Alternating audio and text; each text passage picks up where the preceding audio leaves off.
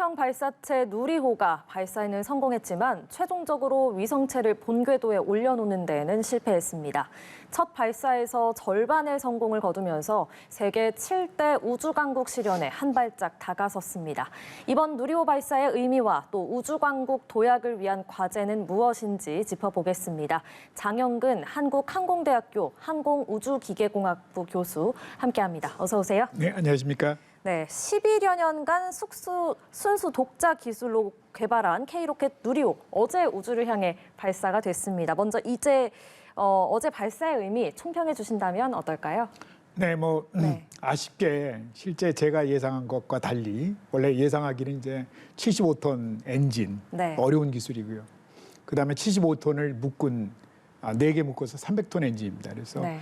그 부분에서 굉장히 긴장을 많이 했는데 오히려 1단, 2단은 이제 75톤 엔진 하나고요. 네. 이제 그 부분은 성공적으로 이제 비행을 했는데 사실은 우리가 육안으로 볼 수가 없기 때문에요. 실제로는 올라가면 우주에. 그래서 3단이 이제 좀 문제가 있었고요. 네. 어제 그 설명을 하면서 발사할 때 설명을 하면서 제가 느낀 게 이거 일찍 인공 모사체 위성이 분리가 됐구나 하는 걸 느꼈었어요. 그 숫자를 보고서. 네네. 그래서 이게 조금 조기 연소가 뭔가 이상이 있어서 종료가 됐구나 하는 걸 느꼈고요. 근데 최근에는 옛날하고 달리 이제 발사체, 로켓 기술이 굉장히 많이 발전을 해가지고 네. 옛날 같으면 1단이 올라가다 그냥 공중 폭발하는 경우도 있었고 그랬어요. 네. 근데 최근에는 그런 정도의 기술은 대부분 다 많이 극복을 했고요. 오히려 지금처럼 굉장히 여러 번 났어요. 그러니까 예를 들면 마지막에 최종 인공위성 궤도에 들어가야 되는데 네. 실제로 이제 우리 같은 경우는 궤도에 들어가야 되는데 3단 엔진이 도중에 꺼지는 바람에 실질적으로 만일에 700km 고도를 만일에 위성이 지구 주위에서 돌려고 하면 네. 초속 한 7.5km의 속도가 필요합니다. 엄청난 속도죠. 초속 7.5km니까. 네. 근데 어제는 1, 2, 3단이 애써서 올렸는데 궁극적으로 3단이 최종적으로 도중에 이제 꺼지는 바람에 실제 한 6.7km/s, 그러니까 초당 그 정도의 속도를 얻은 겁니다. 그러면 얘가 7.5km/s를 얻게 되면은 고도 700km에서 지구 주위를 원궤도로 돌게 돼 있어요. 그러면 이제 추가의 동력 없이 원심력과 구심력의 평행 힘으로 이제 돌게 되는 거고요. 근데 우리 같은 경우는 어제 그 속도가 안 나오니까 지구에서 당기는 중력이 더 커지니까 얘가 그냥 이렇게 탄도궤적처럼 그냥 떨어지게 된 거죠. 네, 그래서 실제로 아마 이제 우리 팔라우 추적소에서 아마도 호주 남쪽에 바다에 이제 추락한 것을 아마 확인했을 겁니다. 네. 네. 그러니까 발사가 되고 1단 로켓 분리, 또 2단 로켓 분리까지 성공적으로 잘 됐어요. 그래가지고 우주까지는 잘 갔는데 3단 엔진이 연소가 되면서 이제 그 가짜 위성이잖아요. 쉽게 말하면 그 그렇죠. 더미 위성, 네. 위성 모사체를 궤도에 잘 안착을 시켜야 되는데 그거에 이제 실패했다. 그런 거죠. 예. 그러니까 이제 돌게 만들어줘야 되는데 네네. 돌려면은 그걸 이제 탈출 속도라 그래요. 네네. 그러니까 영어로 escape velocity라고 그러는데 그 속도를 줘야 인공위성이 도는 겁니다. 그러니까 이게 인공위성 발사체라는 게 기본적으로 인공위성을 우리가 원하는 궤도에 떨어뜨리면 그 궤도에서 요구되는 속도를 줘야 되는 겁니다. 네. 그게 이제 ICBM하고 다른 거예요. 네. ICBM 같으면 그냥 공중에 그 어떤 정점을 올랐다가 그냥 지구로 내려오는 건데 요거는 이제 그런 점에서 다르죠. 네. 네. 이렇게 우주 발사체를 만드는 기술이요. 다른 나라에서도 우주 발사체를 이렇게 쏘아 올리는 나라들이 있지만 이 기술이 워낙에 국가 보안이고 웬만해서는 잘 안 가르쳐 주려고 하는 그런 기술이잖아요. 그래서 안 가르쳐 주니까 우리나라에서 직접 스스로 배워가지고 이렇게 하는 건데 이게 지상에서는 됐는데 과연 이게 공중에서 비행 중에도 이런 분리가 제대로 잘 될까 의문이었는데 우선 그거는 확보를 했고요. 그러면 핵심 기술을 확보했다 이렇게 봐도 될까요? 많은 핵심 기술을 확보한 거죠. 그러니까 예를 들면 사실 그 로켓 엔진도 지상에서 이게 부품 레벨에서부터 엔진 레벨, 추진체 시스템 레벨 해가지고 다양한 시험을 합니다. 네. 그러니까 시험 횟수로 보면은 아마 한 200회 이상 이렇게 했을 거예요. 엔진에 대해서. 그러니까 그 정도의 많은 지상 연소 시험을 하고 그것도 지상에서 시험하는 거는 실제 비행할 때 시험과 다른 조건이기 때문에 네. 그래서 실제 2018년에 75톤 엔진 하나 개발한 거 가지고 시험 발사체 그래서 비행 시험을 해봤어요. 그 당시에도 이제 75톤 엔진이 문제 없이 잘 올라가서 예정대로 이제 내려왔고요. 그러니까 그래서 우리가 이 정도면 됐다라고 생각을 했고요. 근데 네. 7톤 엔진은 우리가 생각보다는 오히려 쉽다고 생각을 했을 개연성도 있어요. 그러니까 작으니까. 근데 네. 실제로 이게 복잡한 엔진, 그러니까 액체 로켓 엔진은 여러 가지 구성품으로 구성되어 있기 때문에 네. 고체 로켓하고 좀 다릅니다. 그래서 오히려 작게 만드는 게 더 어려울 수도 있어요. 소형화하는 게. 그래서 아마 이제 문제가 있을 수도 있다. 그래서 저는 그렇게 판단을 하고 있습니다. 네. 그리고 또 75톤 그 엔진 4기를 마치 단일한 하나의 300톤 엔진으로 만드는 그 클러스터링 기술. 이게 참 핵심 기술이라고 알고 있었는데 그럼 이것도 성공을 한 거잖아요. 그렇죠. 그러면. 네. 예. 근데 그 부분도 사실은 국내에서 처음 한 거고요. 75톤 엔진 정도의 크기도 처음 한 겁니다. 그러니까 그렇군요. 그동안 액체 로켓 엔진을 예전에 2000년 이전에 사실은 사운딩 로켓 그래서 KSR-3라는 걸 했었는데요. 네. 그 당시에는 좀 사실은 기술이 전혀 없어서 엉성했고요. 네. 그 이후에 우리가 나로 발사체를 통해서 1단 로켓 엔진이 그거는 더 큰 건데 러시아로부터 도입을 했어요. 기술이 안 되니까 우리가. 네. 그 당시엔 단일 엔진이 170톤이었어요. 근데 이제 이 친구들이 그 엔진을 가져와서 거의 엔지니어들이 여기 와가지고는 우리가 만든 조그만 2단 로켓이었는데 우리가 만든 건 고체 로켓입니다. 7톤짜리. 네. 그래가지고 이걸 가지고서 이걸 통합하고 이러는데도 그냥 쉬쉬했어요. 그러니까 우리한테 기술을 안 주려고. 이제 그러다 보니까 이제 이거 우리가 직접 개발해야겠다. 네. 기술 이전이 안 되니까 네. 조금은 기대를 했었어요. 사실은. 그래서 독자적으로 했고 굉장히 어렵다라고 생각했고요. 더 이게 이제 그 놀라운 거는 어쨌든 제가 처음에 이거를 기획을 한 적이 있었어요. 초기에. 네. 그래서 기획을 할 때 어떻게 생각을 했냐면 이 75톤으로 바로 가는 게 기술적인 점프가 너무 심하지 않느냐. 그래서 저는 30톤으로 거쳐서 개발을 하자라고 주장했던 사람입니다. 그래서 그 정도로 기술적 난이도가 네. 높은 건데 이런 네. 부분은 어쨌든 잘 극복이 됐죠. 그래서 우리가 다 획득을 예. 한 거죠. 네, 그래서 이렇게 기술적인 부분에서 굉장히 성공을 거둬서 어떤 절반의 성공이라고 아까 말씀을 드렸습니다만 절반 이상의 성공이다 이렇게 평가하시는 분도 계시는 것 같습니다. 예, 이렇게 누리호를 쏘는 게요 사실 로켓에 이 탄두만 탑재하면 방금 교수님께서도 ICBM 말씀하셨지만 어떤 미사일로도 쓸 수가 있는 거고 또 GPS 같은 그런 위성들을 우리가 독자적으로 운송할 수 있는 그런 수단이 되는 거니까 또 의미가 있는 거잖아요.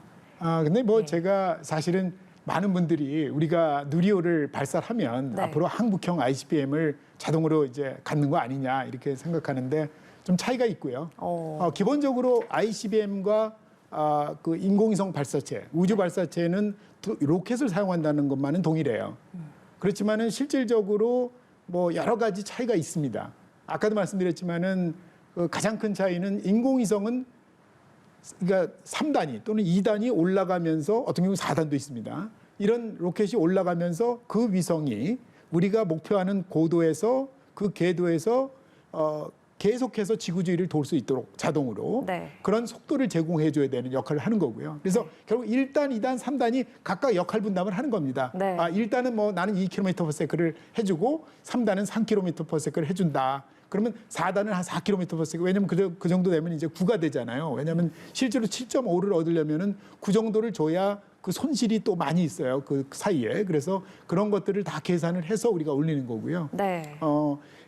그 ICBM 같은 경우는 대부분 다 지상에서 지상을 때리는 거, 타격하는 게 목표니까 그냥 이제 올려가지고 네. 정점을 우주를 통과해서 그 지구 중력에 의해서 낙하를 하는 거죠. 그래서 탄도 궤적을 그린다 그래서 탄도 미사일이라고 합니다. 그래서 그렇게 해서 이제 적의 적지를 타격하는 역할을 하는 거죠.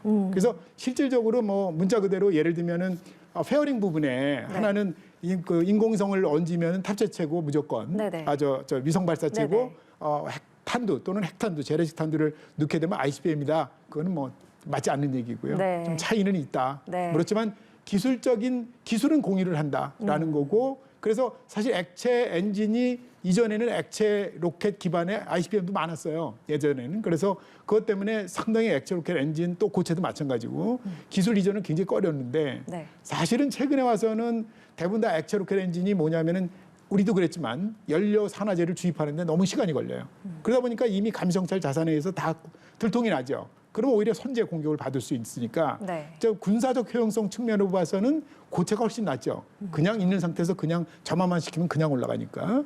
그래서 이제 그런 점에서 사실은 이제는 ICBM 기술은 네네. 상당히 거리가 있다. 특히 네. 우리 같은 경우는 그 액체 산화제를 액체 산소를 산화제로 쓰기 때문에 그거를 마이너스 183도씨를 유지하는 시스템들이 복잡해요. 그러니까 그거를 실제로 한다라는 거는 발사체로 ICBM으로 그건 어느 도단입니다. 사실은 어렵다. 기술적으로 여러 가지로 문제가 있다. 이렇게 보는 네. 거죠. 어떤 군사적인 그런 미사일이랑 이번에 개발한 우주 발사체랑은 다소 차이는 있지만 기술적인 부분에서 공유하는 부분은 있다. 그렇죠. 이렇게 볼 수 있을 것 같습니다. 네네. 또 이번 누리호를 만드는 데 있어서 500명이 넘는 연구진 또 30여 개 기업들이 정말 12년 동안 같이 합심해서 만든 거잖아요. 어떤 우주 발사체를 만드는 산업 생태계를 이번을 계기로 조성이 됐다. 이렇게 볼 수도 있을 것 같은데 어떠십니까?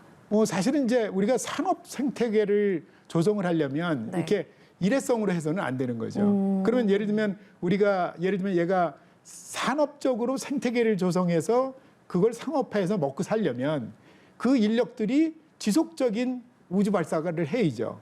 그래야 그거를 자기들이 부품이든 엔진이든 생산해낼 거 아닙니까? 네. 그게 없다 그러면은 예를 들어서 1년에 한 번 정도 쏜다. 그러면은 이건 산업 생태계 조성이 안 되는 거죠. 네. 왜냐하면 한 번 정도 하는데 인력을 계속해서 1년 12달 월급을 줄 수는 없잖아요. 그렇죠? 이미 이렇게 사업이 끝나거나 그러면. 그래서 우리가 좀 더 이게 이제 그 산업 생태계를 하려면 우주 개발이 원래 관주도로 여태까지 돼 왔어요. 근데 네. 이제 최근에 이제 비용이 많이 들고 또 한 가지는 그 이제 기술적으로 민간 기술들이 확장이 되고 네네. 이제 그렇고 또 이게 여러 가지 비즈니스 모델들이 탄생을 하면서 미국의 그러면서 이게 돈이 스페이스X 되는구나. 같은데. 그래서 민간이 막 투자를 해요. 그러니까 결국은 이제 이런 산업 생태계 조성, 요새는 뉴스페이스라는 개념을 쓰는데 네. 이게 되려면은 결국은 민간이 주도하고 곧 민간이 투자할 수 있어야 됩니다. 이제 그런 것들이 미국이 굉장히 지금 많이 활성화돼 있고요. 지금 현재는 비즈니스 모델이 상상을 초월할 정도로 많이 증가하고 있습니다. 네. 네네. 그러니까 예를 들면은 제가 오늘 미국으로부터 받은 뉴스인데 네. 나노렉이라는 회사가 조그만 회사입니다. 로키드 마틴과 더불어 예를 들면은 커머셜 스페이스 스테이션, 그러니까 상업용 우주 정거장을 만들겠다. 그래서 그걸 상업용으로 우주 정거장, 우주에 올라가서 어떤 제조업을 하든 왜냐면 우주 독특한 환경이기 때문에 우주에서는 우리가 지상에서 할 수 없는 그런 제작도 많이 할 수 있어요. 네. 제약 산업 같은 거 이제 불순물 없이 우리가 약을 만든다든가 할 때 예를 들면 그래서 이제 그런 부분에서 굉장히 많은 비즈니스들을 창출하고 그래서 이제 그걸 가지고 우리가 뉴스페이스를 지금 진전을 하고 있다. 거기에 비하면 우리나라는 아직은 그런 점에서 인력이나 기술 이런 측면에서 상당히 역부족이다. 그래서 당분간은 아마 정부에서 네. 많은 투자를 해줘야 네. 그나마도 이제 이런 뉴스페이스, 그러니까 우주 산업 생태계를 조성하는데 어떤 밑바탕이 되지 않을까 이렇게 생각합니다. 네, 알겠습니다. 그런데 이렇게 우주 발사체를 직접 만들어서 쏘아 올린다는 게 워낙에 또 도전적인 목표였잖아요. 이게 어떤 나라에서도 보면은 세계적으로 첫 발사 성공률이 30%도 안 되더라고요. 이거는 왜 그렇게 어려운 건가요? 그러니까 제가 네. 하여튼 로켓 기술을 시행착오의 기술이다. 네. 우리가 이게 똑같은 도면을 가지고 로켓을 만들었어요. 똑같은 품질 인증 하에서. 그런데도 보면은 3개 만들었는데 2개는 되고 하나는 안 돼요. 그러니까 그게 무슨 얘기냐면은 완전 무결해야 된다. 그래서 이게 우주 기술을 뭐라 그러면 제로 디펙트 기술이다. 그 얘기는 뭐냐면 완전 무결해야 된다. 하나라도 문제가 생기면 안 되는 거죠. 우리가 지상에서 움직이는 그 물체라든가 물건이라든가 아니면 비행기라든가 이런 것들은 안 되면은 지상으로 가져와서 다시 수리를 하는데 네. 우주는 일단 뜨면 그건 이제 문제가 생기면 수리 보수가 안 되니까 그냥 날아가는 거죠. 그래서 이게 이제 완전 무결한 기술이어야 되는데 그만큼 우리가 아마 우리 기술진이 3단 엔진에 대해서도 제가 알기로는 굉장히 많은 시간, 그러니까 네. 12기의 엔진을 만들어서 수도 없는 시험을 했다고 네. 제가 알고 있어요. 네. 그럼에도 불구하고 실제 뜰 때는 저런 현상이 발생할 수 있다. 이런 거죠. 그래서 어려운 기술이다. 네, 그러면 지금 누리호처럼 독자 기술로 위성을 우주에 쏘아 올릴 수 있는 그런 나라 지금 몇 개 정도가 있는 건가요? 현재는 네. 우리가 잘 알고 있는 러시아가 1957년에 스푸트닉이라는 위성을 제일 먼저 쌓아 올렸고요. 그리고 나서 그다음에 미국이 했고 그다음에 이제 뭐 그 프랑스가 했고요. 네. 근데 실제 이제 프랑스는 유러피언 스페이스 에이전시 그래서 유럽으로 통합이 돼서 지금 우주 사업을 하고 있고요. 그리고 네. 일본, 중국, 그다음에 그 인도 이렇게 6개국이 제법 이제 큰 발사체를 만들었고요. 네. 그리고 이스라엘과 그다음에 이란, 북한이 우리보다 이제 먼저 성공을 한 거죠. 자기들이 개발을 해서. 네. 그래서 우리가 실질적으로 이제 10번째 발사국인데 요 이스라엘과 그 인도 아니 이스라엘과 이란과 북한은 실질적으로 이제 무게가 위성 무게가 한 100kg에서 한 400kg 정도입니다. 최대. 그래서 그쪽은 뭐 지금 우리는 1,500kg이고 그래서 우리가 그냥 신문에서 언론에서 우리가 7번째라는 건 적어도 위성이 한 1톤 이상급 이상인 나라 중에 7번째다. 뭐 이런 의미를 이해하시면 실제적으로는 이제 10번째고요. 네, 네, 알겠습니다. 그러니까 1톤급 무게 1톤급 그렇죠. 실용 위성을 네네. 발사할 수 있는 그런 나라가 이제 우주 강국이고 네. 우리가 그렇게 되면은 세계 7대 우주 강국이 되는 거다. 뭐 네, 이렇게 이해하면 뭐. 되겠습니다. 예, 또 누리호 발사가 이번이 끝이 아닙니다. 내년 5월에 다시 시도하잖아요. 또 그리고 2027년까지 4차례 더 발사할 계획이 잡혀져 있는데요. 앞으로의 발사에서 뭐 물론 이번 발사에서 좀 미진한 부분을 보완해야 할 것도 있겠고요. 또 어떤 점이 가장 중요하다고 보십니까? 뭐 일단 이번에 어쨌든 간에 3단에서 이상 오작동이 생겨서 네. 위성 모사체를 못 올렸으니까 이거 가지고 이제 인공위성을 쏠 수는 없는 거예요. 일단 그래서 우리가 현재 3단에 대해서는 아마 이제 그 우주사고조사위원회라는 게 있어요. 법적으로. 네. 그래서 정부에서 그래서 네. 우주사고조사위원회를 조직을 해서 그래서 네. 내부에서 이제 조사를 할 거고요. 그럼 대부분 다 지금까지 텔레메트리 데이터라고 그래서 우리가 발사하면서 굉장히 많은 데이터들이 내려와 있습니다. 그 데이터를 보고 이제 어떤 문제인지 확인을 할 거고요. 그래서 네. 그 부분에 대해서 이제 수정을 해서 그래서 내년 5월에 다시 발사를 하는 거죠. 네. 네, 알겠습니다. 우선은 내년 5월에 있을 누리호 2차 발사를 좀 기대해 보면서 오늘 말씀 여기까지 들어보겠습니다. 장영근 한국항공대학교 항공우주기계공학부 교수와 함께했습니다. 고맙습니다. 네, 감사합니다.